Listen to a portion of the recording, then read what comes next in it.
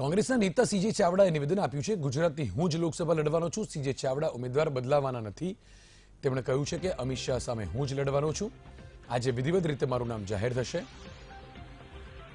તો ગાંધીનગર બેઠકથી લોકસભાના કોંગ્રેસના ઉમેદવાર સીજે ચાવડાએ પોતાના જ નામની વાત કરી છે. તેમણે કહ્યું હતું કે અમિત શાહ સામે કોંગ્રેસ પરથી હું જ કોંગ્રેસનો ઉમેદવાર રહીશ. ઉમેદવાર બદલાવાનો નથી. આજે વિધિવત રીતે કોંગ્રેસ મારું નામ જાહેર કરશે.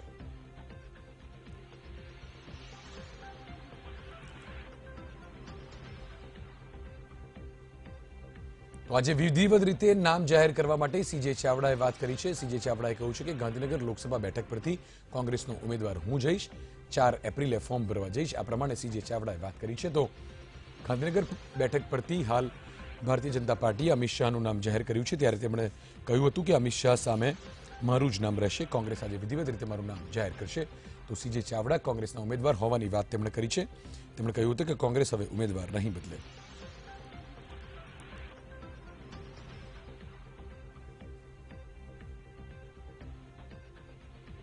ગાંધીનગરથી હજુ લડવાની વાત કરી છે સીજે ચાવડાએ. તેમણે કહ્યું છે કે અમિત શાહ સામે હું ચૂંટણી લડીશ. 12 ને 39 ફોર્મ ભરવાનું છું. એટલે ઉમેદવાર બદલવાની વાત ચાલી રહી છે. કોઈ ઉમેદવાર બદલવાની વાત નથી. ઉમેદવાર સીજે ચાવડા જ છે.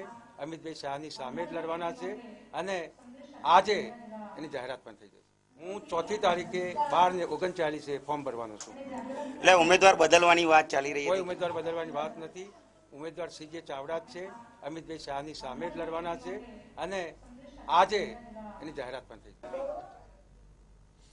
તો સંવાદદાતા રાજેન્દ્ર લાઈવ આપણી સાથે જોડાઈ ગયા છે. રાજેન્દ્ર, જે પ્રમાણે અત્યારે સીજે ચાવડા નિવેદન આપી રહ્યા હતા અને તેમણે કહ્યું કે કોંગ્રેસમાંથી ગાંધીનગર લોકસભા બેઠક માટે ઉમેદવાર હું જ રહીશ અને મારું જ નામ નક્કી રહેશે. અમિત શાહ સામે હું ચૂંટણી લડીશ. શું વિગતો મળી છે? ખાસ કરીને કેટલાક સમયથી વાત ચાલતી હતી કે અમિત શાહ સામે ગાંધીનગર લોકસભા બેઠક પરથી કોંગ્રેસ ઉમેદવારનું નામ જાહેર કરે તો કદાચ સીજે ચાવડાની બદલે કોઈ બીજો પણ ઉમેદવાર હોઈ શકે છે.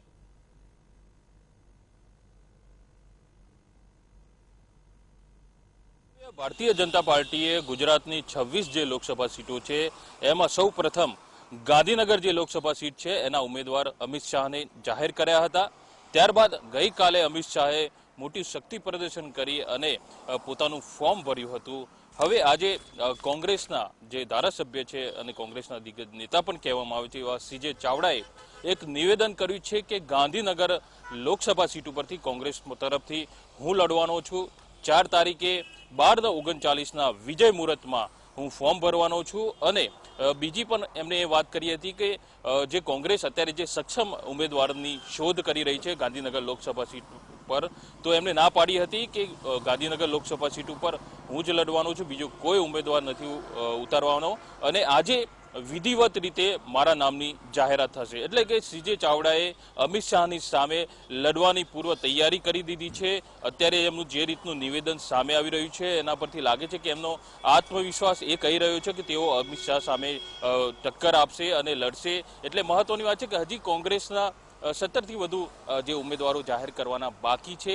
ત્યારે ગાંધીનગર સીટ પર પણ અત્યારે કોંગ્રેસ ઉમેદવારને લઈને મનોમંથન કરી રહ્યું છે. ત્યારે બીજી તરફ સીજે ચાવડાએ પોતાના નામની મહોર લગાવી છે ગાંધીનગર લોકસભા સીટ ઉપર અને લડવાની પણ તૈયારી દર્શાવી છે. કોંગ્રેસ પાર્ટી હજી નામ ભલે જાહેર ના કર્યું હોય પરંતુ સીજે ચાવડાએ પોતાનું નામ ગાંધીનગર લોકસભા સીટ ઉપર જાહેર કરી દીધું છે. જી આભાર રાજેન્દ્ર, અમારી સાથે જોડાવા માટે. તો ગાંધીનગર લોકસભા બેઠક હાઈ પ્રોફાઇલ બેઠક કહી શકાય. લોકસભાની ચૂંટણીને લઈને જ્યાં અગાઉ એલ.કે. અડવાણી સાંસદ હતા ત્યારે ભારતીય જનતા પાર્ટી અમિત શાહનું નામ જાહેર કરતા કોંગ્રેસ સીજે ચાવડાનું નામ જાહેર કરશે તે પ્રકારનું નિવેદન સીજે ચાવડાએ આપ્યું છે. સીજે ચાવડાનું કહેવું છે કે કોંગ્રેસ આજે વિધિવત રીતે મારું નામ જાહેર કરશે અને 4 એપ્રિલે હું વિજય મુહૂર્તમાં ફોર્મ ભરવા જઈશ. તો ગાંધીનગર લોકસભા બેઠકને લઈને સીજે ચાવડાએ કહ્યું છે કે અમિત શાહ સામે હું જ ચૂંટણી લડવાનો છું. તો ગાંધીનગર લોકસભા બેઠક પર હાલ એલ.કે. અડવાણી સાંસદ છે ત્યારે ભારતીય જનતા પાર્ટીએ અમિત શાહને ઉમેદવાર તરીકે જાહેર કર્યા છે. ત્યારે સીજે ચાવડાએ અમિત શાહ સામે ચૂંટણી લડવાની વાત કરી છે અને તેમણે કહ્યું છે કે ગાંધીનગર લોકસભા બેઠક પરથી 4 એપ્રિલે હું ફોર્મ ભરવા જઈશ. કોંગ્રેસ વિધિવત રીતે મારું નામ જાહેર કરશે.